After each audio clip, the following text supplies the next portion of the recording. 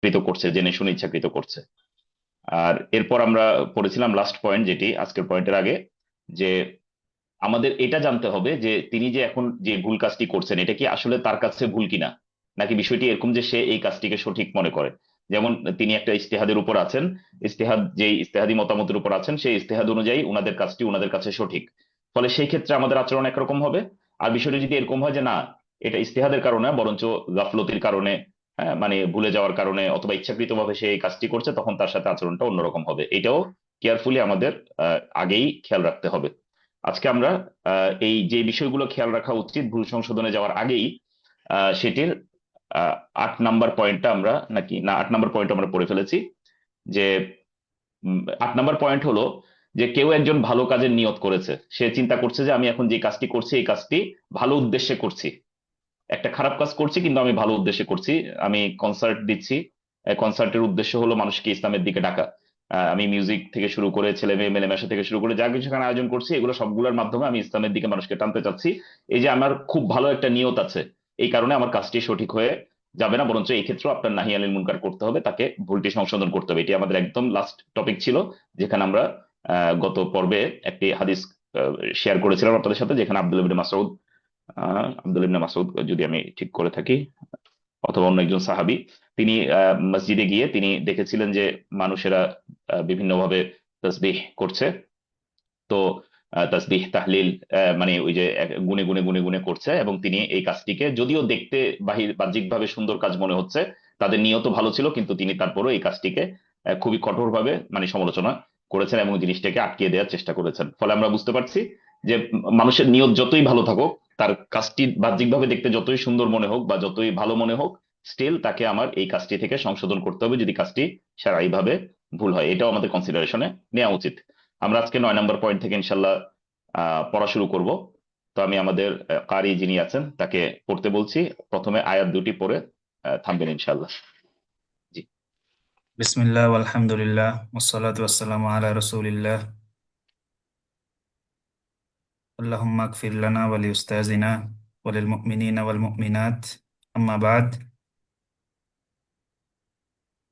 وقد ذكر المؤلف في كتابه العدل وعدم المحاباة في التنبيه على الأخطاء. قال الله تعالى وإذا قلتم فاعدلوا وقال وإذا حكمتم بين الناس أن تحكموا بالعدل. বারাকাল্লাহ ফিকুম। যে আমরা আজকে 9 নম্বর বিষয়ে পড়ছি, যে বিষয়টি নিয়ে আমাদের খেয়াল রাখা দরকার, সেটা খুবই ইম্পর্টেন্ট একটি বিষয় এবং যেটি নিয়ে আমরা প্রায় সময় আলোচনা শুনি চারপাশে, যেটাকে বলা হয় আল আদলু। আল আদলু মানে ন্যায়পরায়ণতা, যেটাকে আমরা অনেকে ইনসাফ বলেও অর্থ করি, অনেক সময় কিসত বলে বলা হয়, ন্যায়পরায়ণতা বলা হয়, জাস্টিস বলা হয়। আল আদলু ওয়া আদামুল মুহাবাত ফিত তানবিহি আলাল আখতা, এবং মানে কারো ভুল সংশোধনের সময় তার সাথে আমার সম্পর্ক কত ভালো, সে আমার খুব প্রিয় মানুষ, এই বিষয়গুলোকে কনসিডারেশনে নিয়ে ফেভারিটিজম না করা, বরঞ্চ জাস্টিস করা। মানে যখন আমি ভুল সংশোধন করব তখন জাস্টিস করা, এটি খুবই ইম্পর্টেন্ট প্রিন্সিপাল। বরঞ্চ আমাদের দিনের সবচেয়ে গুরুত্বপূর্ণ প্রিন্সিপাল গুলোর একটা, যে যে কোনো কাজে আমাদের আদল করতে হবে। আদল মানে আমরা কোনো বিষয়কে ঠিক সেই জায়গায় রাখা যে জায়গায় এটি থাকা উচিত। মানে এটা খালি জিনিসের ক্ষেত্রে না, যে কোনো বিষয়, যেমন মনে করেন একজন সম্মানিত ব্যক্তি, তাকে সম্মান করা, এটি হলো আদল। একজন সম্মানিত ব্যক্তিকে অসম্মান করা, এটি হলো জুলুম।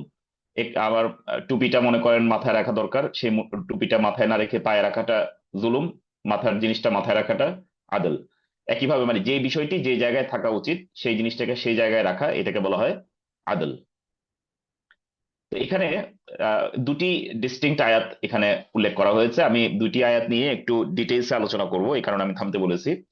এখানে প্রথমে সূরা আনআমের 152 নম্বর আয়াতের দিকে আয়াতটি উল্লেখ করা হয়েছে, যেখানে বলা হয়েছে ওয়া ইযা কুলতুম ফাআদিলু, যখন তোমরা কথা বলবে তখন তোমরা আদল করবে। যখন তোমরা কথা বলবে তখন তোমরা আদল করবে, সুবহানাল্লাহ।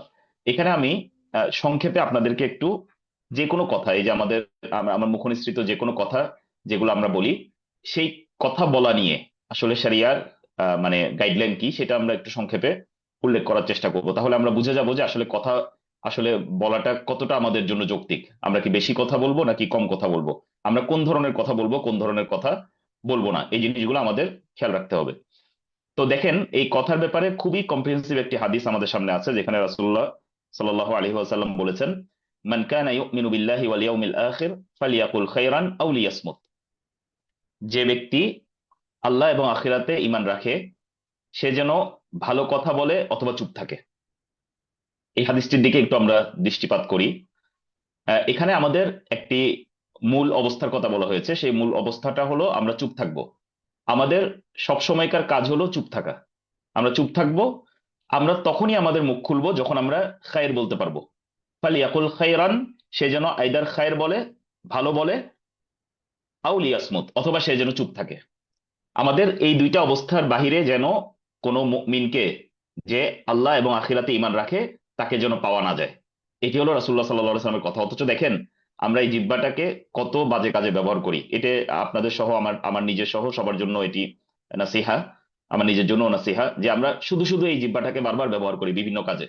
অথচ আমাদেরকে বলা হয়েছে যেন এই জিহ্বা দ্বারা আমরা শুধু ভালো কথা বলি অথবা চুপ থাকি। যে আমার একটা সাউন্ড নিয়ে কমপ্লেইন আসছে, আমার সাউন্ড কি শোনা যাচ্ছে না? একটু অ্যাডমিনরা বলবেন যে আপনারা শুনছেন কিনা।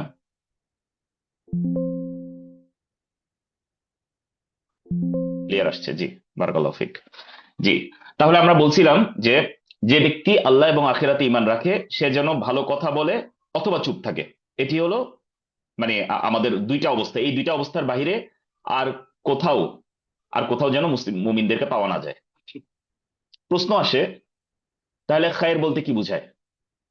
আমরা খায়েরের গণ্ডিটাও একটু বুঝে নিই। খায়েরের গণ্ডি হলো দুটি বিষয়। একটি হলো সত্য কথা বলা, মিথ্যা কথা না বলা, বুঝে নিবেন। সত্য কথা বলা, মিথ্যা কথা না বলা। আরেকটি হলো ন্যায়সঙ্গত কথা বলা, অন্যায় কথা না বলা। এই দুটি মোটামুটি আপনি ডাকতে মানে দাগাতে পারেন যে এই দুটি হলো খায়ের। আপনি সত্য কথা বলবেন, কখনো মিথ্যা কথা বলবেন না, তাহলে আপনি বুঝবেন আপনি খায়েরের মধ্যে আছেন। আপনি যখন কারো ব্যাপারে জাজমেন্ট দিবেন তখন আপনি সবচেয়ে আদলপূর্ণ কথা বলবেন, এবং এই ক্ষেত্রে আপনি সীমা লঙ্ঘন করবেন না। একটু পার্থক্য বলছি। আল্লাহ সুবহানাহু ওয়া তাআলা কোরআনের মধ্যে বলেছেন, তাম্মাত কালিমাতু রাব্বিকা সিদকাও ওয়া আদলা। তোমার রবের কালাম, তোমার রবের কথা পরিপূর্ণ হয়ে গিয়েছে দুটি দিক থেকে, সিদকান ও আদলা, সততার দিক থেকে এবং ন্যায়পরায়ণতার দিক থেকে। ফলে আল্লাহ সুবহানাহু ওয়া তাআলা যে কোনো কথা আমাদেরকে বলেছেন এটি দুদিক থেকে পরিপূর্ণ। সত্য হওয়ার দিক থেকে পরিপূর্ণ, ন্যায় হওয়ার দিক থেকে পরিপূর্ণ, আদল হওয়ার দিক থেকে পরিপূর্ণ। কারণ আমরা যখন কোনো কথা বলি তখন আমরা আসলে সাধারণত এই দুই ধরনের কথাই বলি। আইদার কোরআনের মাঝে কোনো ঘটনা বর্ণনা করা হয়েছে, অথবা সামনে ঘটবে এরকম ঘটনা বর্ণনা করা হয়েছে, অথবা গাইবী বিভিন্ন বিষয় বর্ণনা করা হয়েছে।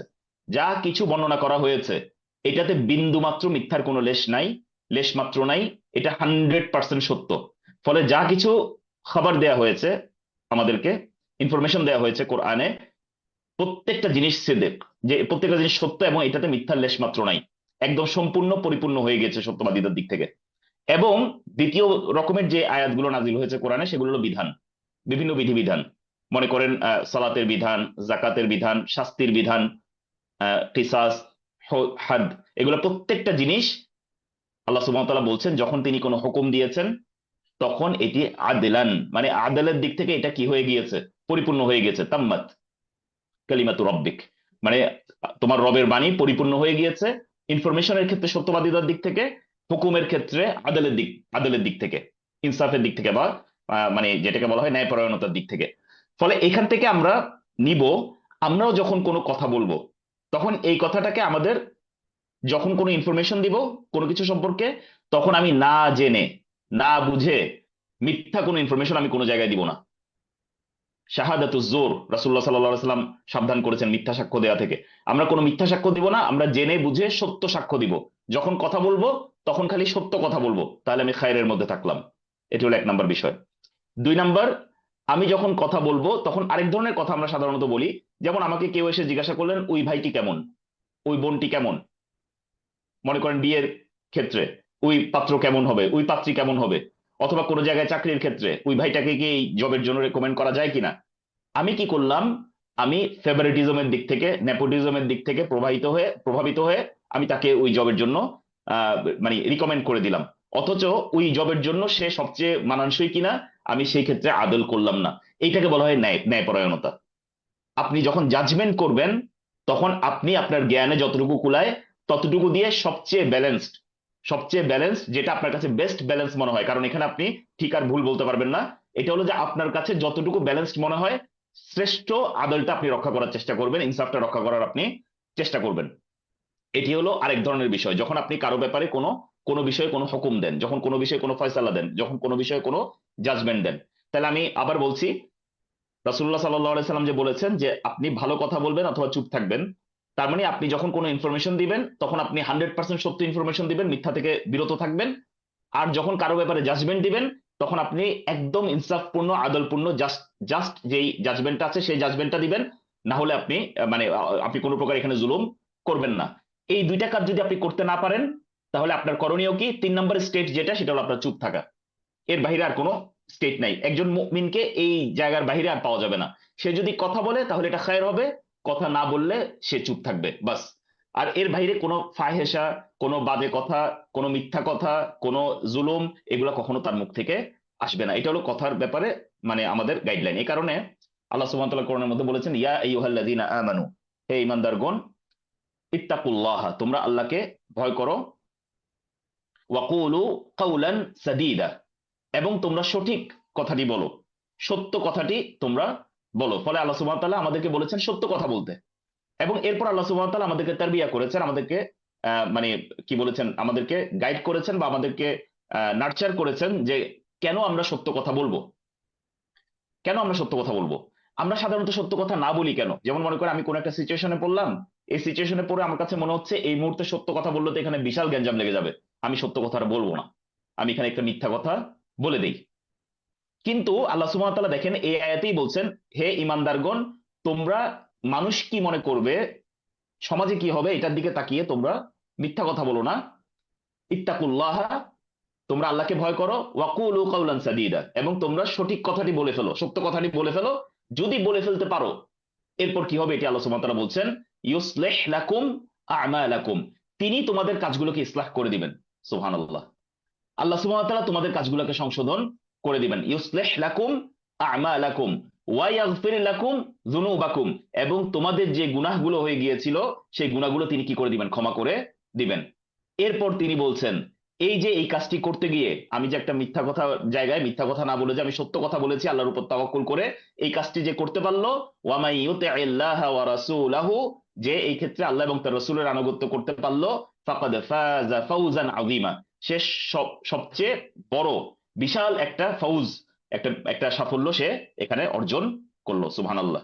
ফলে আল্লাহ সুবহানাহু ওয়া তাআলা আমাদেরকে ক্লিয়ার করে দিয়েছেন আপনার কোন জায়গায় আসলে মিথ্যা কথা বলতে আপনার ইচ্ছা করবে। আপনার মিথ্যা বলতে ইচ্ছা করবে যেখানে আপনার কাছে মনে হবে এখন মিথ্যা বললে এখানে একটা বড় ধরনের বিশৃঙ্খলা তৈরি হবে, সেখানে আপনি বিশৃঙ্খলার ভয় না পেয়ে যদি আপনার সাক্ষ্য দিতেই হয়, যদি আপনার কথা বলতেই হয়, তাহলে আপনি মোটেও মিথ্যার আশ্রয় নেবেন না। একজন মুসলিম কখনো মিথ্যা সাক্ষী দিতে পারে না, সে সত্য সাক্ষী দিবে এবং সাক্ষী দেওয়ার পর আল্লাহ সুবহানাহু ওয়া তাআলা তার কাজটাকে কি করে দিবেন? সংশোধন করে দিবেন। এটা আল্লাহ সুবহানাহু ওয়া তাআলার ওয়াদা। তাহলে এটা গেল আমাদের সত্য কথা বলার ক্ষেত্রে।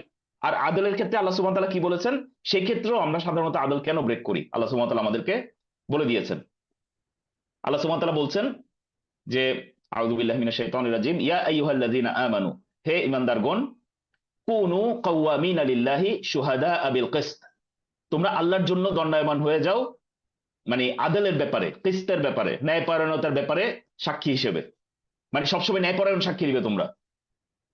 ওয়ালা ইয়াজরিমান্নাকুম শানাআনু কওমিন আলা আল্লা তা'দিলু, কোন একটা নির্দিষ্ট গোষ্ঠীর প্রতি তোমাদের বিদ্বেষ, কোন একটা নির্দিষ্ট জনসমাগমের প্রতি বা কোন একটা জনগোষ্ঠীর প্রতি তোমাদের বিদ্বেষ যেন তোমাদেরকে প্ররোচিত না করে আল্লাহ তা'দিলু, যে তোমরা তাদের প্রতি আদল করবে না। তাহলে এখানেও খেয়াল করবেন, আপনি যখন কাউকে অপছন্দ করেন, আপনি যখন কোনো গোষ্ঠীকে অপছন্দ করেন, তখন আপনি সাধারণত এমন একটা অবস্থায় থাকেন যে আপনি কথা বলে তার সাথে জুলুম করে ফেলতে পারেন।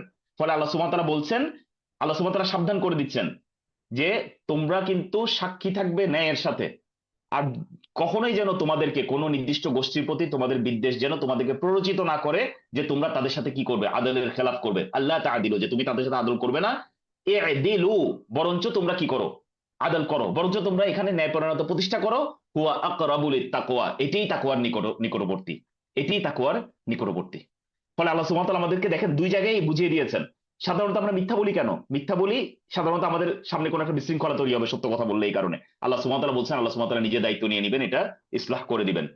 এখানে বলছেন যে সাধারণত কোন কারণে আমরা আদলের খেলাফ করি, যখন আমার কারো প্রতি কোনো বিদ্বেষ থাকে, কারো প্রতি কোনো খারাপ লাগা থাকে, আল্লাহ সুবহানাহু ওয়া তাআলা বলছেন না, বরঞ্চ এই ক্ষেত্রে তোমার আল্লাহকে আরো বেশি ভয় করা দরকার, তোমার এখানে কি করতে হবে, আদল করতে হবে এবং সঠিক কথাটা তোমার বলে ফেলতে হবে। তাহলে এই পুরা আলোচনাটা থেকে আমরা বুঝতে পারলাম যে আমরা চুপ থাকবো। মুসলিমদের অবস্থা হলো তারা সবসময় চুপ থাকবে। মান কানা ইউমিনু বিল্লাহি ওয়াল ইয়াউমিল আখির, যে ব্যক্তি আল্লাহ এবং আখিরাতে ঈমান রাখে, ফালিয়াকুল খাইরান, সে আইদার খায়ের বলবে অথবা চুপ থাকবে। খায়ের হলো সিদক ও আদল, সিদিক ও আদল। এই কারণে কথার মধ্যে সবসময় চেষ্টা করবেন বেশি বেশি কোরআন হাদিস বলতে, কারণ আল্লাহ সুবহানাহু ওয়া তাআলার কথা সিদিক এবং আদলের দিক থেকে পরিপূর্ণ হয়ে গিয়েছে। ইন্না আসদাকাল কালাম কালামুল্লাহ, নিশ্চয়ই সবচেয়ে সত্য কথা হলো আল্লাহ সুবহানাহু ওয়া তাআলার কথা, এবং সবচেয়ে সত্য কথা রাসূলুল্লাহ সাল্লাল্লাহু আলাইহি সাল্লামের কথা, কারণ এটিও আল্লাহ সুবহানাহু ওয়া তাআলা থেকে ওয়াহী হিসেবে ওয়াহী হয়ে আমাদের কাছে নাজিল হয়েছে। সবচেয়ে আদলপূর্ণ হুকুম এটি আল্লাহ সুবহানাহু ওয়া তাআলার হুকুম। ফলে এটিও আমরা যখন আদল দিব, আমরা যখন কোনো কথা বলবো, আমরা যত বেশি কোরআন এবং হাদিস থেকে কথা বলতে পারবো তত আমাদের মুখগুলা খায়রের মধ্যে থাকবে। যত আল্লাহ জিকিরের মধ্যে থাকতে পারবো তত আমাদের মুখ খায়রের মধ্যে থাকবে। আমরা যেন আমাদের এই জিহ্বাকে কোনোভাবে সিদক এবং আদল এই দুইটার বাহিরে কোনো কথার মধ্যে আমরা যেন নিয়ে না যাই। আল্লাহ সুবহানাহু ওয়া তাআলা আমাদেরকে তৌফিক দান করুন। এটি ছিল আমাদের কথা নিয়ে প্রথমে কাজ। ফলে এখানে লেখক প্রথমেই বলেছেন ইযা কুলতুম ফাআদিলু, যখন তোমরা কথা বলবে তখন তোমরা আদল রক্ষা করবে। ফলে আমরা যখন কারোকে ভুল সংশোধন করতে যাই, ভুল সংশোধন করতে গেলে আমাদের এখানে জুলুম হওয়ার সম্ভাবনা আছে।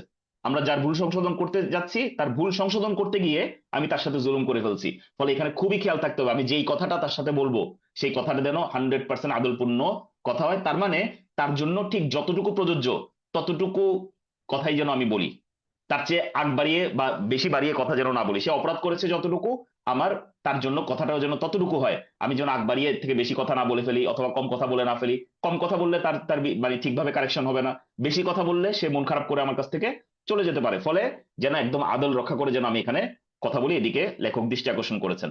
এটা গেল কথার ক্ষেত্রে। এরপর আমি যখন আরেকটি আয়াত এখানে বলা হয়েছে সূরা নিসার 58 নম্বর আয়াত, যেখানে মধ্যে বলা হচ্ছে ওয়াকালা ওয়া ইযা হাকামতুম বাইনান নাসি আন তাহকুমু বিল আদল, যখন তুমি কোনো কারণে দুইজন মানুষের মধ্যে ফয়সালা করবে, তখন তুমি তাদের মধ্যে আদল দিয়ে কি করবে, ফয়সালা করবে, ইনসাফ দিয়ে ফয়সালা করবে, তুমি ন্যায়পরায়ণতা রক্ষা করবে। তাহলে এখানে কি বলা হচ্ছে, কাজের দিকে ইন্ডিকেট করা হচ্ছে। প্রথমটা ইন্ডিকেট করা হয়েছে কথার দিকে, পরেরটা ইন্ডিকেট করা হচ্ছে কাজের দিকে। ফলে আমরা যখনই কোনো মানুষকে ভুল সংশোধন করতে যাব, আমরা তার সাথে কথা দিয়ে যেমন আদল করব, আমরা তার সাথে ডিলিং করার ক্ষেত্রে, কাজ করার ক্ষেত্রে, হাত দিয়ে ঠেকানোর ক্ষেত্রে, শাস্তি দেওয়ার ক্ষেত্রে, যদি তাকে মানে নাসিহা করা হয় নাসিহার ক্ষেত্রে, আমরা যদি কারো কাছে রিপোর্ট করি তার কথাটা রিপোর্ট করার ক্ষেত্রে, প্রত্যেকটা ক্ষেত্রে যেন আমরা এখানে কি করি, আদল করি। এদিকে লেখক দৃষ্টি আকর্ষণ করেছেন। ফলে এটা আমাদের খুবই ইম্পর্টেন্ট একটা প্রিন্সিপাল দিনের, যে আমরা যখন কাউকে ভুল সংশোধন করতে যাব আমার প্রথমে মাথায় রাখতে হবে আমি কি আসলে তার সাথে আদল করছি কিনা। নাম, বারাকাল্লাহু ফিকুম। বাড়তে পারো, সামনে আগাতে পারো। ওয়ালাম ইয়ামনা কাউনু উসামাতা ইবনে যাইদিন হিব্বান নবী সাল্লাল্লাহু আলাইহি ওয়াসাল্লাম ওয়াবনা হিব্বিহি আন ইয়াস্তাদ্দা আলাইহি ফিল ইনকার حينما حاول أن يشفع في حد من حدود الله. فقد روت عائشة رضي الله عنها أن قريشا أهمهم شأن المرأة التي سرقت في عهد النبي صلى الله عليه وسلم في غزوة الفتح. فقالوا من يكلم فيها رسول الله صلى الله عليه وسلم.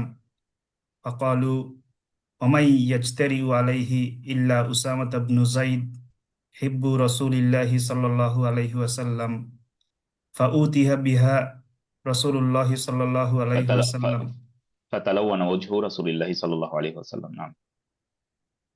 আমার এখানে فأوتي بها رسول الله. আহ নাম, আচ্ছা তোমারটাতে অন্যরকম, ঠিক আছে তুমি কন্টিনিউ। فأوتي بها رسول الله صلى الله عليه وسلم فكلمه فيها أسامة بن زيد فتلون وجه رسول الله صلى الله عليه وسلم فقال أتشفع في حد من حدود الله؟ فقال فقال له أسامة استغفر لي يا رسول الله. فلما كان العشي قام رسول الله صلى الله عليه وسلم فاختطب فأثنى على الله بما هو أهله ثم قال: أما بعد، فإنما أهلك الذين من قبلكم أنهم كانوا إذا سرق فيهم الشريف تركوه، وإذا سرق فيهم الضعيف أقاموا عليه الحد. وإني والذي نفسي بيده لو أن فاطمة بنت محمد سرقت لقطعت يدها. ثم أمر بتلك المرأة التي سرقت فقطعت يدها. পরের হাদিসটাও পড়ো, একই হাদিস। وفي رواية للنسائي عن عائشة رضي الله عنها قالت: استعارت استعارت امرأة على ألسنة أناس يعرفون، وهي لا تعرف حليا، فبعته وأخذت ثمنه، فأوتي بها رسول الله صلى الله عليه وسلم، فسعى أهلها إلى أسامة بن زيد فكلم رسول الله صلى الله عليه وسلم فيها، فتلون وجه رسول الله صلى الله عليه وسلم وهو يكلمه، ثم قال له رسول الله صلى الله عليه وسلم: أتشفع إلي في حد من حدود الله؟ فقال أسامة: استغفر لي يا رسول الله. ثم قام رسول الله صلى الله عليه وسلم عشية إذ فأثنى على الله عز وجل بما هو أهله، ثم قال: أما بعد، فإنما هلك الناس قبلكم أنهم كانوا إذا سرق الشريف فيهم تركوه، وإذا سرق الضعيف فيهم أقاموا عليه الحد. والذي نفس محمد بيده لو أن فاطمة بنت محمد سرقت لقطعت يدها. ثم قطع تلك المرأة. বারাকাল্লাহু ফিক। নাম, এখানে আলহামদুলিল্লাহ আমাদের দুইটা হাদিস একই রকম, মানে একই হাদিস, দুইটা বর্ণনা এখানে উল্লেখ করা হয়েছে। আমরা একটা বর্ণনা থেকেই পড়ছি, মূল ঘটনাটা আমরা বলছি। এখানে বলা হচ্ছে যে ولم يمنع كون أسامة بن زيد حب النبي صلى الله عليه وسلم وابن حبه أن يشتد عليه في الإنكار حينما حاول أن يشفع في حد من حدود الله। এখানে বলা হচ্ছে যে মানে উসামা রাদিয়াল্লাহু তাআলা আনহু, আমরা যারা যারা সিরাহ পড়েছি বা রাসূলুল্লাহ সাল্লাল্লাহু আলাইহি ওয়াসাল্লামের সবচেয়ে প্রিয় মানুষ কারা ছিলেন তাদের সম্পর্কে জানি, তারা বলতে পারবো যে উসামা বিন জাইদ, জাইদ বিন হারিসার ছেলে, যিনি রাসূলুল্লাহ সাল্লাল্লাহু আলাইহি ওয়াসাল্লামের একসময় পালক পুত্র ছিলেন, তার ছেলে, যে যার দুজনই খুবই প্রিয় ছিলেন রাসূলুল্লাহ সাল্লাল্লাহু আলাইহি সাল্লামের। এই কারণে তাদেরকে হিব্বুন নবী সাল্লাল্লাহু আলাইহি ওয়াসাল্লাম বলা হতো, রাসূলুল্লাহ সাল্লাল্লাহু আলাইহি সাল্লামের প্রচন্ড ভালোবাসার পাত্র। তো এখানে বলা হচ্ছে যে এই যে আমরা ফেভারিটিজম যে করতে পারবো না, এটার একটা উদাহরণ আমরা একটা হাদিস থেকে পাই, যেখানে আমরা দেখতে পারি যে রাসূলুল্লাহ সাল্লাল্লাহু আলাইহি ওয়াসাল্লাম যে ফেভারিটিজম করতেন না, মুহাবাত করতেন না, মানে যারা একটু ফেভারিট তাদেরকে এক্সট্রা ফ্যাসিলিটি দিতেন না আদলের ক্ষেত্রে, সেটার একটা প্রমাণ পাই যখন তিনি ইনকার করেছেন বা কারেক্ট করেছেন উসামা বিন জায়েদকে।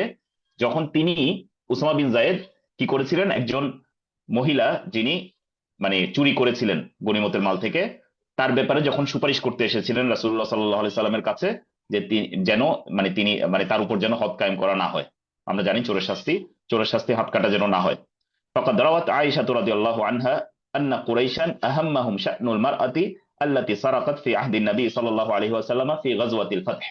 তিনি বলছেন যে মক্কা বিজয়ের পরে মানে একজন মহিলা ওই মক্কা বিজয়ের যে গনিমতের মালগুলো ছিল সেগুলা থেকে সে চুরি করেছিল, যাকে কুরাইশরা খুবই ইম্পর্টেন্ট একজন মহিলা মনে করতো। মানে আসলে এত, আমরা যেগুলোকে এলিট বলি বর্তমান সময়ে, এরকম অভিজাত শ্রেণীর একজন মহিলা ছিল যে একটা চুরি করে ফেলেছিল। এখন স্বাভাবিকভাবে চুরি যেহেতু করে ফেলেছে তখন তো তার হাত কাটা যাবে, মানে সে যতই এলিট শ্রেণীর মহিলা হোক। তো এটা নিয়ে তো একটু রাসূলুল্লাহ সাল্লাল্লাহু আলাইহি সাল্লামের কাছে সুপারিশ করা দরকার।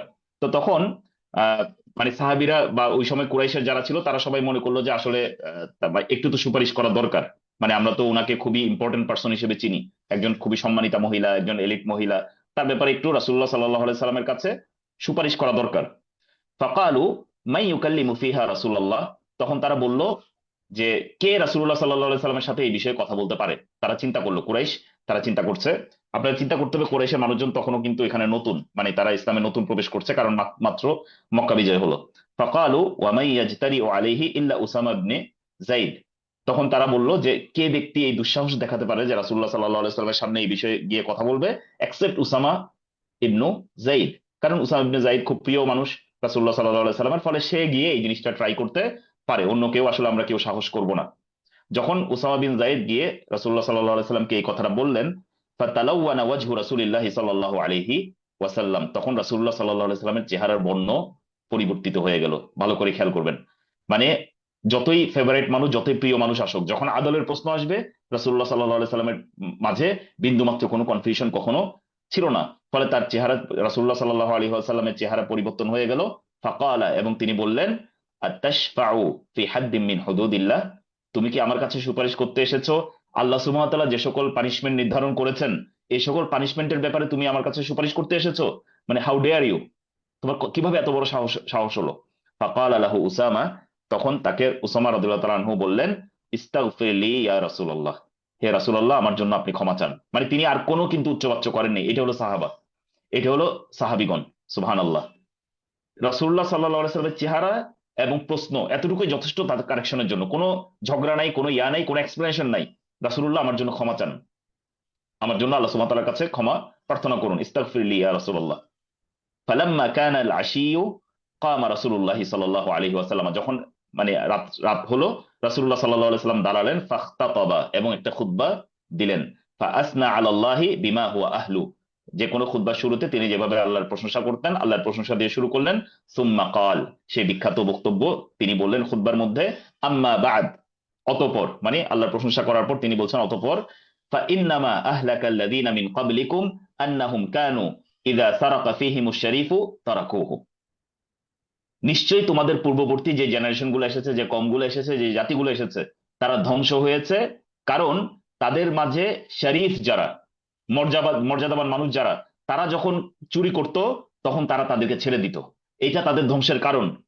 তার মানে আদল ছেড়ে দেয়া, এই যে ফেভারিটিজম করা, সম্মানের কারণে, অর্থের কারণে, অবস্থানের কারণে, সম্পর্কের কারণে যে কোনো রকমের ফেভারিটিজম করা এবং ইনসাফ কায়েম না করা, এই কাজটি পূর্ববর্তী জেনারেশন গুলা করেছে। এই কারণেই তাদের কি হয়েছে, তাদের ধ্বংস হয়েছে। ওয়া ইযা সারাকা ফীহিমুদ দাঈফ, এবং তাদের মধ্যে যখন কোনো দুর্বল ব্যক্তি কি করত, চুরি চুরি করত, আকামু আলাইহিল হাদ, তখন তাদের উপর পানিশমেন্ট তারা কায়েম করত। ওয়া ইন্নী ওয়াল্লাযী নাফসি বিয়াদিহি, এবং আমি অবশ্যই, আমি আমার যার হাতে আমার প্রাণ, তার কসম করে বলছি, আন্না ফাতিমা, লাউ আন্না ফাতিমাতা বিনতা মুহাম্মাদিন সারাকাত, যদি ফাতেমা বিনতু মুহাম্মদ তিনিও যদি কি করতেন, চুরি করতেন, লাকাতাতু ইয়াদাহা, আমি তার হাত কেটে কাটার ব্যবস্থা করতাম। কারণ এটাই পানিশমেন্ট, আল্লাহ সুবহানাহু ওয়া তাআলা এই পানিশমেন্টের কথাই বলেছেন, সুম্মা আমারা বিতিলকাল মারআতি আল্লাতী সারাকাত ফাকুতিআত ইয়াদুহা, তারপর তিনি আদেশ দিলেন এবং সেই যে মহিলা চুরি করেছিল সেই মহিলা হাত কেটে নেওয়া হলো। যদিও পরবর্তীতে সে মহিলা একটা ভালো লাইফ লিড করেছিল, পরবর্তীতে সে মানে দিনদার হয়ে গিয়েছিল, এবং সে পরবর্তীতে একটা ভালো আহ মানে সংসারও সংসার জীবন যাপন করে সে মৃত্যুবরণ করেছিল। আল্লাহ সুবহানাহু ওয়া তাআলা সকলকে ক্ষমা করে দিন, আমিন। তো এটা ছিল মোটামুটি এখানে। তাহলে এখানে আমরা দেখতে পারলাম যে টাইটেলটা এখানে বলা হচ্ছে আদল, এবং কোনো প্রকার ফেভারিটিজম না করা, কাউকে এক্সট্রা কোনো মানে আইনের সামনে বা বিচারের সামনে কাউকে এক্সট্রা ফ্যাসিলিটি না দেয়া, এই বিষয়ে রাসূলুল্লাহ সাল্লাল্লাহু আলাইহি সাল্লাম কখনো কোনো ছাড় দেন নাই। সে কা ইউনুম মান কান, সে যেই হয়ে থাকুক, এটা আত্মীয় হয়ে থাকুক, এটা শরীফ হয়ে থাকুক, এটা ধনী ব্যক্তি হয়ে থাকুক, যেই হয়ে থাকুক। জি, আমরা পরবর্তী অংশে যেতে পারি।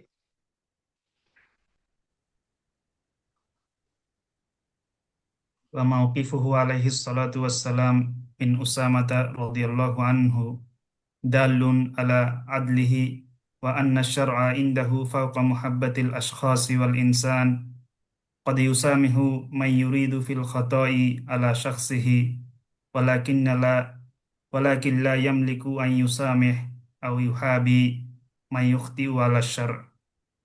বারাকাল্লাহু ফিক। জি, এখানে তিনি বলছেন যে এখানে রাসূলুল্লাহ সাল্লাল্লাহু আলাইহি সাল্লাম উসামা বিন জায়েদের সাথে যে আচরণটা করলেন, তিনি এখানে এখানে আমরা বুঝতে পারছি যে আল্লাহ সুবহানাহু ওয়া তাআলা যে শরিয়া, আল্লাহ সুবহানাহু ওয়া তাআলা যে বিধান দিয়েছেন, এটি রাসূলুল্লাহ সাল্লাল্লাহু আলাইহি সাল্লামের কাছে দুনিয়ার যে কোনো ব্যক্তির প্রতি যে কোনো ভালোবাসা, এগুলোর থেকে অনেক উপরে ছিল রাসূলুল্লাহ সাল্লাল্লাহু আলাইহি সাল্লামের কাছে। অথচ আমরা মানুষের ক্ষেত্রে দেখা যায় যে কোনো মানুষ তার মানে যখন কোনো প্রিয় মানুষ হয়, তখন তাকে অনেক বড় বড় অপরাধের ক্ষেত্রেও কি দিয়ে দেয়, ছাড় দিয়ে দেয়। অথচ যারা আপন মানুষ না, তাদেরকে যখন শরিয়া ছাড় দিতে বলেছে, তখন শরিয়া ছাড় দিতে বলার পরেও সে তাদেরকে কি দিতে পারে না, ছাড় দিতে পারে না। তার মানে আমাদের কাছে যেটা রাসূলুল্লাহ সাল্লাল্লাহু আলাইহি ওয়াসাল্লামের কাছে কোনো ধর্তব্য বিষয় ছিল না, সেই বিষয়টাকে আমরা ধর্তব্য বিষয় ধরে নিয়েছি। আর শরিয়া, যেটা রাসূলুল্লাহ সাল্লাল্লাহু আলাইহি ওয়াসাল্লামের কাছে সবচেয়ে ইম্পর্টেন্ট বিষয় ছিল, সেটি আমাদের কাছে সেকেন্ডারি একটা বিষয় হয়ে গিয়েছে। আল্লাহ সুবহানাহু ওয়া তাআলা আমাদের সকলকে হেফাজত করুন। জি।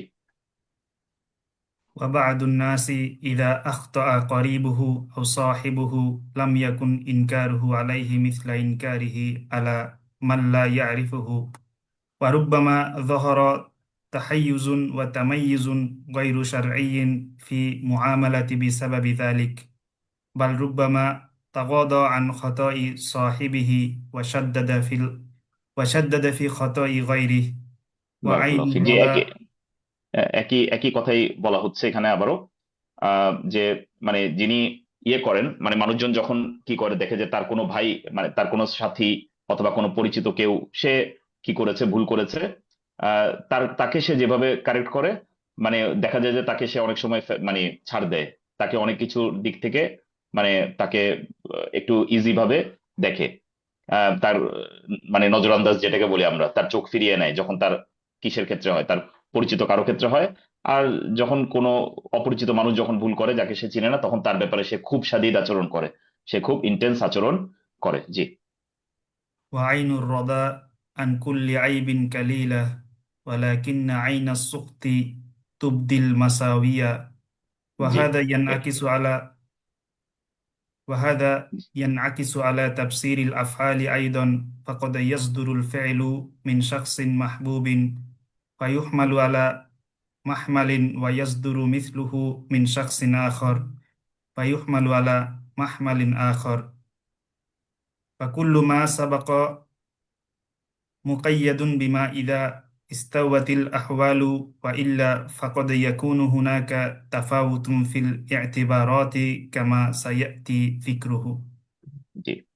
এখানে একটা ছোট দুইটা ইয়ে বলা হয়েছে, কবিতার লাইন বলা হয়েছে। এখানে বলেছে ওয়াইনুর রিদা আন কুল্লি আইবিন কালিলা।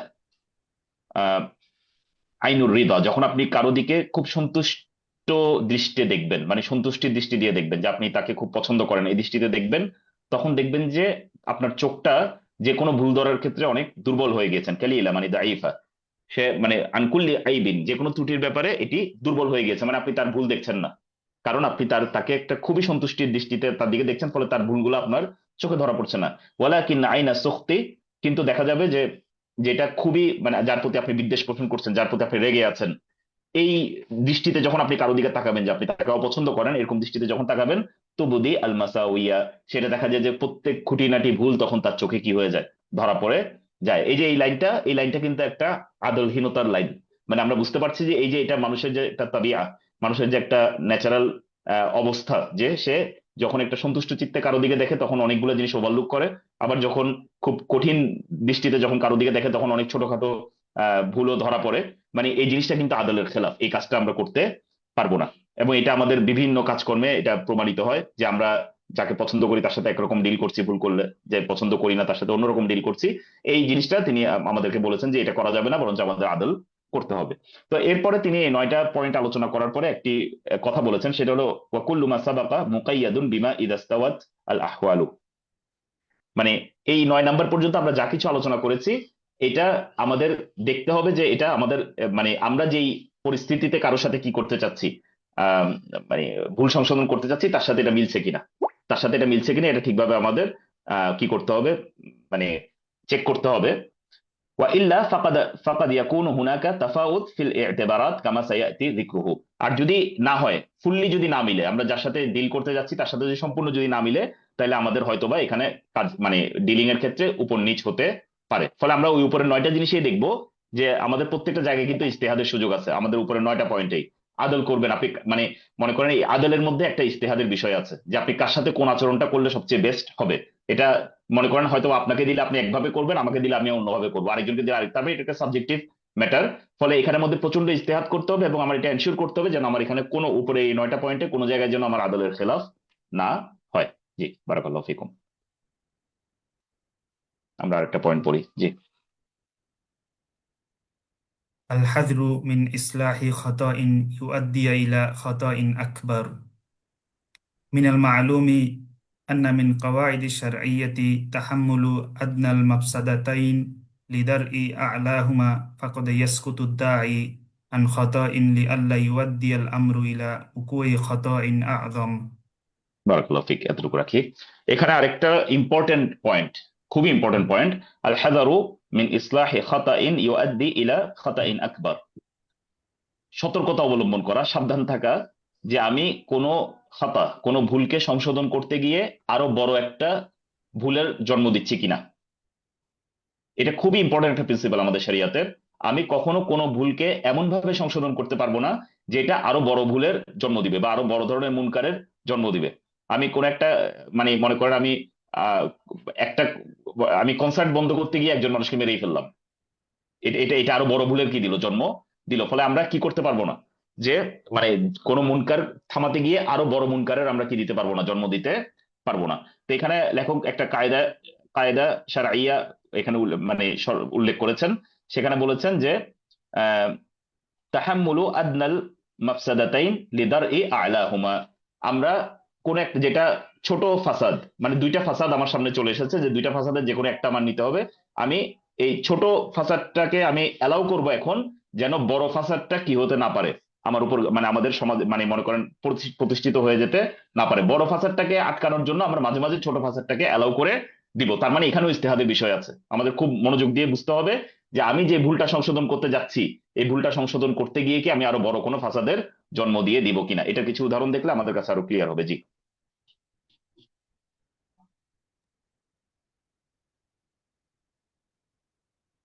لقد سكت النبي صلى الله عليه وسلم عن المنافقين ولم يقتلهم مع ثبوت كفرهم وصبر على آذاهم لئلا يقول الناس محمد يقتل أصحابه خصوصا مع خفاء أمرهم বাস, ولم এতটুকু يهد. রাখি।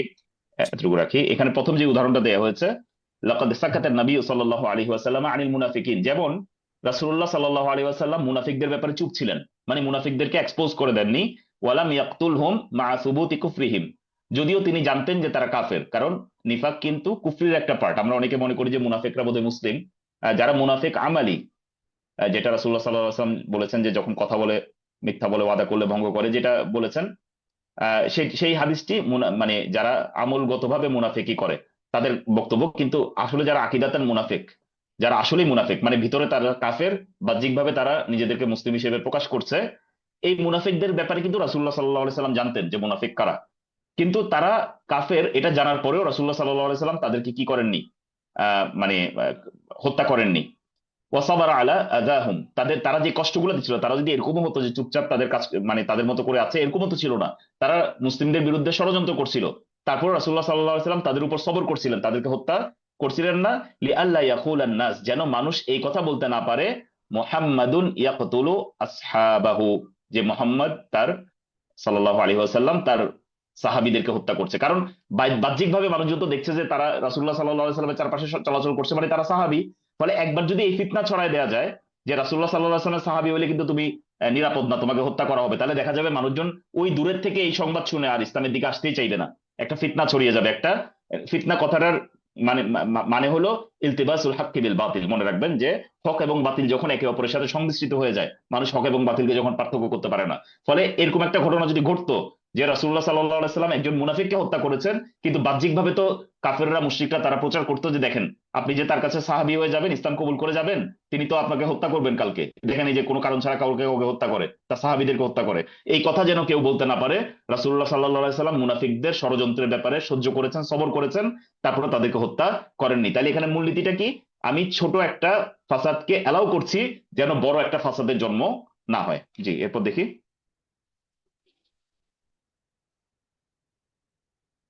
ولم يهدم النبي صلى الله عليه وسلم الكعبة ليبنيها على قواعد إبراهيم الخليل من أجل أن قريشا كانوا حديثي عهد بجاهلية وخشي عليه الصلاة والسلام ألا تحتمل ذلك عقولهم وترك البنيان على ما فيه من النقص والباب على ارتفاعه وإغلاقه عن العامة مع أن في ذلك نوعا من الظلم. না, তাহলে এখানে আরেকটা জিনিস আমরা দেখছি যে রাসূলুল্লাহ সাল্লাল্লাহু আলাইহি সাল্লাম জানতেন যে আল কাবা এখন যেই ফরম্যাটে আছে সেই ফরম্যাটটা ইব্রাহিম আলাইহিস সালাম যেভাবে বানিয়েছিলেন সেই ফরম্যাটে নাই। এবং তিনি এটাকে জেনে শুনেও, যে এখন যে অবস্থায় আছে সেই অবস্থায় মানুষজন এটাতে প্রবেশ করতে পারে না, আরো অনেক রকমের সমস্যা আছে, এগুলো সবকিছু জেনেও রাসূলুল্লাহ সাল্লাল্লাহু আলাইহি ওয়াসাল্লাম এটাকে কি করেন নাই, ঠিক করেন নাই। কেন ঠিক করেন নাই? কারণ এই যে যারা কি করেছে, কোরাইশের যে মানুষজন এখন ইসলাম কবুল করেছে, তারা এখনো হাদিসি আহদিন বিল জাহিলিয়া, মানে তারা এখনো জাহিলিয়াতের ব্যাপারে একদমই নতুন, মানে জাহিলিয়াত থেকে মাত্র ত্যাগ করে ইসলাম এসেছে। তাদের এখনো জাহিলিয়াত সম্পূর্ণ চলে যায় নাই তাদের কাছ থেকে। ফলে এখন যদি কাবা কি করতে আসে, ধ্বংস করতে আসে, দেখা যাবে এই কুরাইশরা যারা এখনো ইমান বুঝেই নাই ঠিকভাবে, ওয়ালাম্মা ইয়াদখুলিল ঈমানু ফি কুলুবিকুম, যে এখনো তোমাদের অন্তরে ইমান প্রবেশ করে নাই ঠিকভাবে।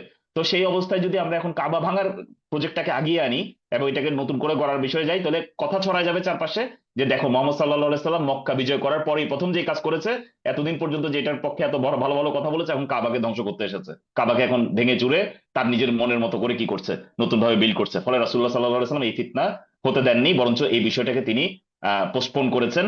মানে কারণ এইখানকার এই বিষয়টাকে তিনি আমলে নিয়েছেন যে এখানকার মানুষজন আসলে এই জিনিসটা এখন কি করতে পারবে না, এটা তার অকুল গুলো তাদের লা তাহতামিলু যালিকা উকুলুহুম, এটা তাদের মানে আকল গুলো ধরতে পারবে না। ফলে তিনি এটাকে যেই অবস্থায় ছিল সেই অবস্থায় রেখে দিয়েছেন। তাহলে এটা আরেকটা উদাহরণ দেখলাম যে রাসূলুল্লাহ সাল্লাল্লাহু আলাইহি সাল্লাম বড় মানে ক্ষতিকে আটকানোর জন্য ছোট ক্ষতিকে অ্যালাউ করেছেন। জি। وقبل ذلك نهى الله تعالى عن سب آلهة المشركين مع أنه طاعة وقربة إذا كان ذلك يؤدي إلى سب الله عز وجل وهو أعظم منكر. বারাকাল্লাহু ফিক। তাহলে আরেকটা আরেকটা উদাহরণ দিচ্ছেন এখানে, যে আল্লাহ সুবহানাহু ওয়া তাআলা আমাদেরকে মুশরিকদের ইলাহ সমূহকে কি করতে নিষেধ করেছেন, মানে গালিগালাজ করতে নিষেধ করেছেন, সাব করতে নিষেধ করেছেন। কেন? কারণ আমরা যে এই কাজটা করব, এই কাজটার মধ্যে কোনো ভুল নাই আসলে, কারণ এরা গালি পাওয়ার যোগ্য। মানে মুশরিকদের যে ইলাহ গুলো আছে এগুলাকে গালি দিলে আসলে আপনি কোনো অন্যায় করছেন না, আপনি সঠিক কাজই করছেন। কিন্তু তারপরে এই সঠিক কাজটা করতে আল্লাহ সুবহানাহু ওয়া তাআলা আমাদেরকে নিষেধ করেছেন কেন? কারণ এটা একটা মুনকারের দিকে আমাদেরকে নিয়ে যাবে। সেই মুনকারটা হলো তারা তখন না বুঝে, কারণ আমরা তো তাদের ইলাহকে যখন ছোট করছি, গালি দিচ্ছি, তখন আসলে কি প্রমাণ করছি? তারা তাদের ব্যাপারে যেটা সত্য সেটাই বলছি। কিন্তু তারা যখন আমার আল্লাহ সুবহানাহু ওয়া তাআলা সম্পর্কে কথা বলবেন, তারা রাগ থেকে বলবেন, রিয়েকশন থেকে বলবেন। কিন্তু আমার আল্লাহ সুবহানাহু ওয়া তাআলা সম্পর্কে তারা যে কথা বলবে সেই কথা তো আসলে সত্য না, সেই কথা মিথ্যা, সেই কথা জুলুম, সেই কথা মানে যত রকমের খাবিস হতে পারে সেই সেই পরিমাণ আল্লাহ সুবহানাহু ওয়া তাআলা সম্পর্কে বিন্দু মাত্র ন্যূনতম খারাপ কথাও একটা খাবিস কথা। এটা এটা আমরা কখনো মেনে নিতে পারবো না। ফলে আমি যেন কোনো কারণ না হই যে আমি এমন একটা আচরণ করলাম যেটা কারণে তারা আল্লাহ সুবহানাহু ওয়া তাআলা সম্পর্কে উল্টাপাল্টা কথা বলার একটা সুযোগ পেয়ে গেল। নাউযু বিল্লাহি মিন যালিক। আল্লাহ সুবহানাহু ওয়া তাআলা আমাদের সকলকে হেফাজত করুন, আমরা যেন কখনো আল্লাহ সুবহানাহু ওয়া তাআলার উপরে কোনো খারাপ কথার কোনো কারণ না হই। আমিন। তাহলে আমরা এখানে দেখতে পাচ্ছি যে রাসূল, তাহলে এখানেও আমরা দেখতে পারলাম যে এমন একটা আদেশ দেওয়া হয়েছে যে আদেশটার কারণে আরো বড় ধরনের একটা খারাপ কাজ হওয়াটা মানে বাধাগ্রস্ত হয়। তাহলে এটা আমাদের যখন আমরা কারো ভুল সংশোধন করতে যাব, এটা আমার মাথায় রাখতে হবে যে আমি যেই ভুলটা সংশোধন করতে যাচ্ছি এটা করতে গিয়ে আমি আরো বড় বড় বড় ভুলের জন্ম দিয়ে দিচ্ছি কিনা। জি, কন্টিনিউ করো। فقد يسكت الداعية عن منكر أو يوجل الإنكار أو يغير الوسيلة إذا رأى في ذلك تلافيا لخطأ أو منكر أكبر، ولا يعتبر ذلك تقصيرا ولا تخاذلا ما دام صادق النية لا يخاف في الله لومة لائم. وكان الذي منعه مصلحة الذين لا الخور والجبن মাসলাহাতুদ্দিন, হ্যাঁ মাসলাহাতুদ্দিন। مصلحة الدين لا الخور والجبن. না, আমরা এতটুকু একটু দেখি। তাহলে এখানে তিনি আসলে সামারি করেছেন এই অংশটার। এখানে বলা হচ্ছে যে মানে তাহলে কখনো কখনো কোনো দায়ী, মানে দায়ী বলতে যিনি আসলে এখানে এই এই কনটেক্সট হলো যিনি কোনো খারাপ কাজ থেকে বাধা দিবেন, তিনি কখনো কখনো কোনো মুনকার সম্পর্কে চুপ থাকবেন। কেন চুপ থাকবেন? অথবা চুপ থাকবেন অথবা বলবেন যে আমি এখন এটার প্রতিবাদ করব না, এটা কিছুদিন পরে প্রতিবাদ করব। কেন? অথবা যেভাবে প্রতিবাদ করা দরকার সেভাবে প্রতিবাদ না করে একটু অন্য ওয়েতে প্রতিবাদ করলেন। কেন?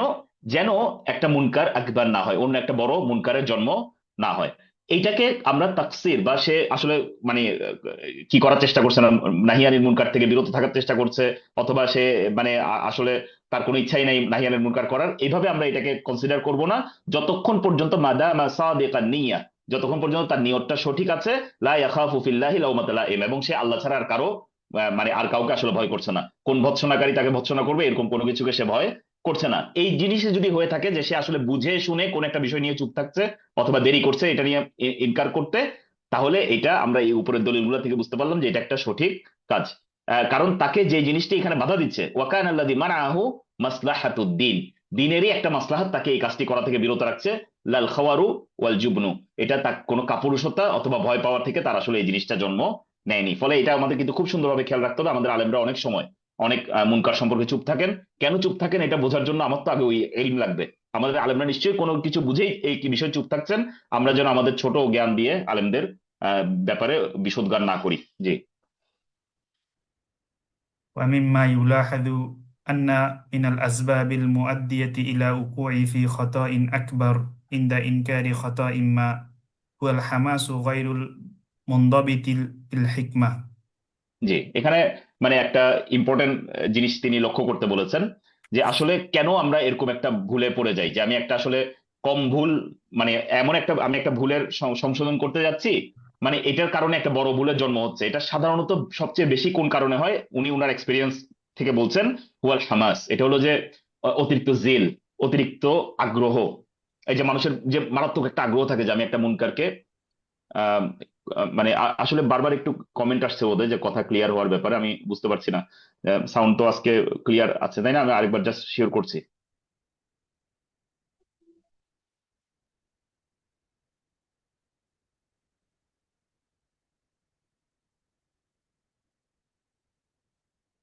ওকে, ওকে, ওকে। আচ্ছা, তাহলে এখানে যে যে জিনিসটার কারণে আসলে মানুষজন কি করে, মানে এরকম একটা ভুল করে ফেলে, যে ছোট একটা ভুলকে সংশোধন করতে গিয়ে বড় ভুলের জন্ম দেয়, সেটা হলো অতিরিক্ত জেল, অতিরিক্ত আগ্রহ, মানে হামাস, এটাকে কি বলা যায়, মানে প্রচন্ড আগ্রহ, হ্যাঁ, ইনক্লাইনেশন বলা যায়। যে যেটা গায়রুল মুনদাবিত, যেটাকে আপনি রেগুলেট করছেন না বিল হিকমা, হিকমা দ্বারা। হিকমা কি? ওয়াদউ শাই ফি মাহাল্লিহি, কোন জিনিসকে তার জায়গা, ওই একই হিকমা, মানে তোমার যেই জায়গায় যেই কাজটা করা দরকার সেই টাইমে, মানে যেই কথা, মানে যেই কি বলে এটাকে, স্থানকাল পাত্রে যেই কাজটি সবচেয়ে মানানসই সেই সময় সেই কাজটি করে, এটাকে হেকমা বলা হয়। এবং এই হেকমা সবচেয়ে বেশি বাস্তবায়ন করেছেন রাসূলুল্লাহ সাল্লাল্লাহু আলাইহি সাল্লাম, এবং তিনি আমাদেরকে হেকমা শিক্ষা দিয়ে গিয়েছেন, মানে সুন্নাহ শিক্ষা দিয়ে গিয়েছেন। ফলে রাসূলুল্লাহ সাল্লাল্লাহু আলাইহি সাল্লাম যে পরিস্থিতিতে যেভাবে ডিল করেছেন, আমরা যদি একদম সেভাবে প্রত্যেকটা পরিস্থিতি ডিল করতে পারি, তাহলে আমরা হেকমা দিয়ে কাজ করলাম।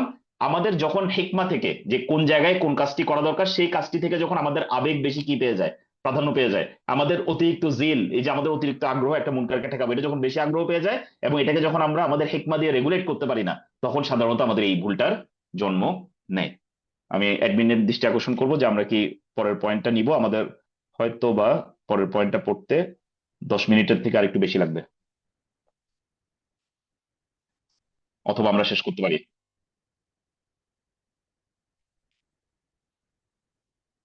না, আপনাদের আপনাদের কল, মানে আপনারা যদি বলেন যে আমার আমার 10 মিনিট লাগবে, মানে শুরু করলে শেষ করবো আর কি এই পার্টটা, আর না হলে আমরা পরের পর্বে যাব এই পার্টে।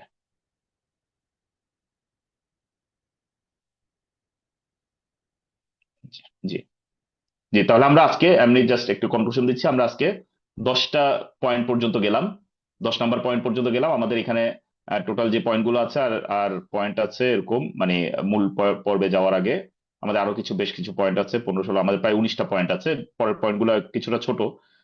ফলে আমরা আশা করি, কিন্তু আমরা আসলে কোনো তাড়াহুড়া করছি না, আমরা বিষয়গুলো বোঝার চেষ্টা করছি। আর আমাদের এখানে কোনো সিলেবাস নাই যে আমাদের এত দিনের মধ্যে শেষ করতে হবে। ফলে আমরা আশা করি যে আমাদের যেভাবে আগাচ্ছি সেভাবে আমরা আস্তে আস্তে জিনিসগুলো বোঝার চেষ্টা করব। আমি মানে করব, অনুরোধ করব সবাইকে যে আমরা আমাদের নিজেদের জীবনের সাথে বিষয়গুলো মেলানোর চেষ্টা করব, এই প্রিন্সিপাল গুলো লিখে রেখে আমরা যখনই কাউকে কোনো সংশোধন করতে যাব, আমরা যেন এই প্রিন্সিপাল গুলো একবার রিভাইজ দিয়ে যাই, যে আমি যে এই যে 10টা পয়েন্ট লিখলাম, এই 10টা পয়েন্ট আসলে আমি ফলো করছি কিনা। যেহেতু আজকে পর্যন্ত আমরা 10টা পয়েন্ট শিখেছি, অ্যাটলিস্ট এই 10টা পয়েন্ট এখন আমার বিরুদ্ধে হজ্জা হয়ে যাবে।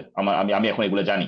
আমি না জেনে কিভাবে এগুলাকে মানে করব, মানে আমি যেহেতু জেনে ফেলেছি, এখন আমার এগুলো নিয়ে কিন্তু আসলে সামনে আগাতে হবে। আল্লাহ সুবহানাহু ওয়া তাআলা আমাদের সকলকে তৌফিক দান করুন। জি।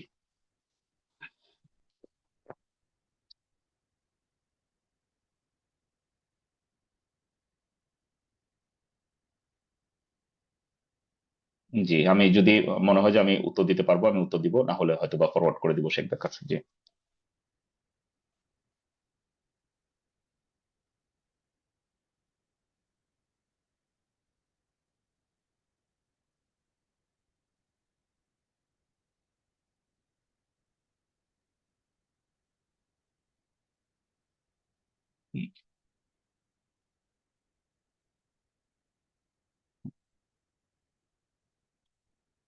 জি।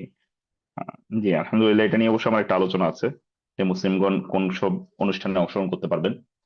এটি আপনারা অনলাইনেও পাবেন। আহ, আচ্ছা, যাই হোক, আমি সংক্ষেপে বলে দিচ্ছি। সেটি হলো যে যখন আপনার এমন কোনো প্রোগ্রামে দাওয়াত পাবেন যে প্রোগ্রামের মধ্যে হারাম করা হচ্ছে, সেই প্রোগ্রামে আপনি যেতে পারবেন না। আপনি মোটেও যেতে পারবেন না। এটার কারণে আত্মীয়তার সম্পর্ক ছিন্ন হবে না, কারণ আপনি তো আত্মীয়তার সম্পর্ক ছিন্ন করছেন না। আপনি তো বিষয়টা যদি এরকম হয় যে আপনি প্রোগ্রামে যেতে চান না, এমনিতেই যেতে চান না, এটা হালাল হলেও যেতে চান না, তখন এটা আত্মীয়তার সম্পর্ক ছিন্ন। আপনি তো এমন একটা কারণে যাচ্ছেন না যে কারণটা উনারা ঘটিয়েছেন। ফলে আপনি তাদেরকে বলবেন যে আমি মানে আপনাদের প্রোগ্রামে যেতে প্রচন্ড রকমের আগ্রহী, আপনারা আপনাদের প্রোগ্রামটাকে আমার জন্য দয়া করে চেঞ্জ করেন। আপনারা যেহেতু আমাকে খুব পছন্দ করেন, আমিও যেহেতু আপনাদেরকে খুব পছন্দ করি, আপনারা দয়া করে প্রোগ্রামটা আমার জন্য পরিবর্তন করে দেন।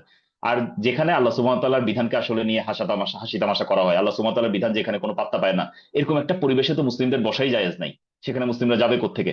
মানে মুসলিমরা তার চোখের সামনে দেখবে আল্লাহ সুবহানাহু ওয়া তাআলার বিধানকে তোয়াক্কা না করে একটা প্রোগ্রাম চলছে, এই জায়গায় একজন মুসলিম কিভাবে বসে থাকে? এটা থেকে অপমানজনক অবস্থা, মানে অবস্থা কি হতে পারে? মুসলিমরা আইজ্জা থাকবে, তার দিনের জন্য সম্মান ফিল করবে। যেখানে তার দিনকে সম্মান করা হবে না, সেখানে কোনো মুসলিম কখনো অবস্থান করতে পারে না, বিন্দুমাত্র সময়ের জন্য অবস্থান করতে পারে না। ফলে আপনি তাকে বলবেন যে যদি আপনি প্রোগ্রাম ম্যানেজ করতে না পারেন, আমাকে দায়িত্ব দেন, আমি প্রোগ্রাম ম্যানেজ করে দিচ্ছি। যেভাবে সুন্দরভাবে অ্যারেঞ্জ করা যায় সেভাবে অ্যারেঞ্জ করে দিচ্ছি। কিন্তু মানে যিনি কি করছেন না, যিনি আল্লাহর দিনকে পাত্তা দিচ্ছেন না, তাকে আপনি পাত্তা দিয়ে কিভাবে চলবেন? ফলে আপনি বলবেন যে আমি অন্য সময় আসবো, আপনার বাসায় অন্য সময় আসতে পারি, আপনি আমার বাসায় অন্য সময় আসতে পারেন, বরঞ্চ অন্য সময় আপনি তার বাসায় যাওয়ার ব্যাপারে যথেষ্ট রেগুলেশন মেনটেন করতে হবে। কারণ আপনার বাচ্চা কাচ্চা আছে, অন্যান্যরা আছে, তারাও প্রভাবিত হবে তাদের আচরণ দ্বারা। তারা তো এখানে গেলে দেখা যাবে দিন ছাড়া অন্য বিষয় নিয়ে কথা বলবে। এগুলো যদি সন্দেহ থাকে যে আপনার দিনের জন্য ক্ষতি হতে পারে, তাহলে সেখানে না গেলে আপনার আত্মীয়তার সম্পর্ক ছিন্ন হবে না। আপনার যেসব মিনসে আত্মীয়তার সম্পর্ক রক্ষা করা যায় সেসব মিনসে রক্ষা করবেন। আপনি তার সাথে ফোনে যোগাযোগ করেন, কিন্তু সে ফোন ধরে না, কারণ আপনি তার এইসব হারাম প্রোগ্রাম গুলাতে যান নাই। এখানে দোষটা তার উপর থাকবে, আপনার উপর থাকবে না। আপনি এটাকে বজায় রাখার চেষ্টা করবেন হালাল পদ্ধতিতে। এরপরে যদি উনারা আপনার সাথে বজায় না রাখেন, এটার জন্য আপনি দায়ী থাকবেন না। আল্লাহ সুবহানাহু ওয়া তাআলা ভালো জানেন। জি।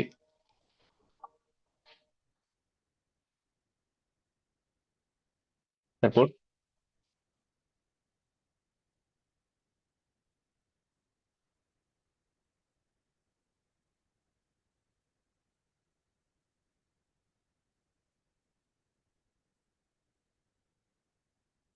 জি।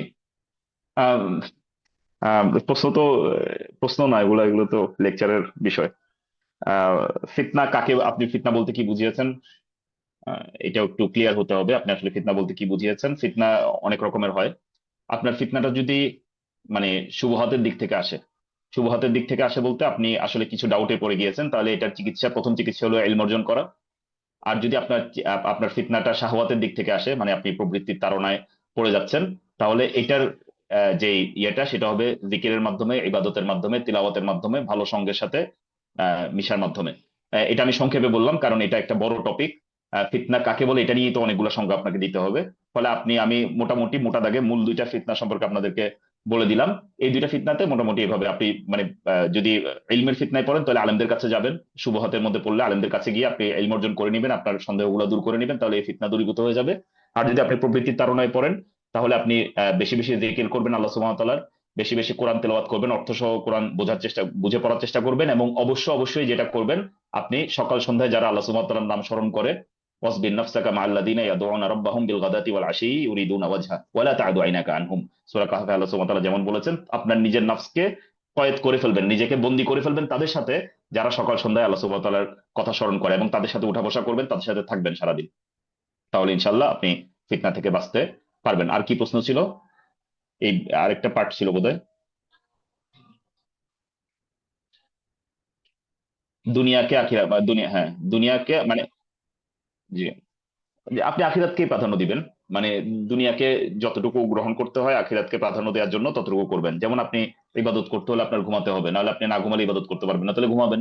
আপনার যদি গায়ে শক্তি না থাকে তাহলে আপনি ইবাদত করতে পারবেন না, তাহলে আপনি খাবেন। আর যদি আপনি টাকা পয়সা না উপার্জন করেন তাহলে খাইতে পারবেন না, খাইতে না পারলে ইবাদত করতে পারবেন না। তাহলে যতটুকু আপনার ইবাদত করার জন্য আপনার ইনকাম করা দরকার সেই ইনকাম করবেন। ফলে প্রত্যেকটা জিনিস আপনার আখিরাতের সাথে কানেক্টেড হবে, আপনি কাজ করবেন আখিরাতের জন্য। আল্লাহ সুবহানাহু ওয়া তাআলা কোরআনের মধ্যে বলেছেন, ওয়াবতাগি ফীমা আতাকা আল্লাহু দারাল আখিরাহ। আল্লাহ সুবহানাহু ওয়া তাআলা তোমাকে যা কিছু দিয়েছেন তা দিয়ে তুমি আখিরাতকে তালাশ করো। ফলে আয়াত খুব ক্লিয়ার। যা কিছু আল্লাহ সুবহানাহু ওয়া তাআলা আমাকে দিয়েছেন, শক্তি, মেধা, শ্রম, টাকা পয়সা, যা কিছু দিয়েছেন, সবগুলো দিয়ে আমি আখিরাতকে তালাশ করব। ওয়ালা তানসা নাসিবাকা মিনাদ দুনিয়া, কিন্তু তোমার দুনিয়ার যে অংশ সেই অংশটা তুমি ভুলে যেও না, মানে দুনিয়াতে যতটুকু দরকার, যতটুকু আল্লাহ সুবহানাহু ওয়া তাআলা আমাকে দিয়েছেন ততটুকু আমি ভুলে যাব না, কিন্তু আমার সম্পূর্ণ এফোর্টটা থাকবে আমি যেন আখিরাতকে কোনোভাবে নষ্ট না করি। এটা সংক্ষেপে এতটুকু উত্তর, এর বাইরে তো আলোচনা অনেক বড়। জি।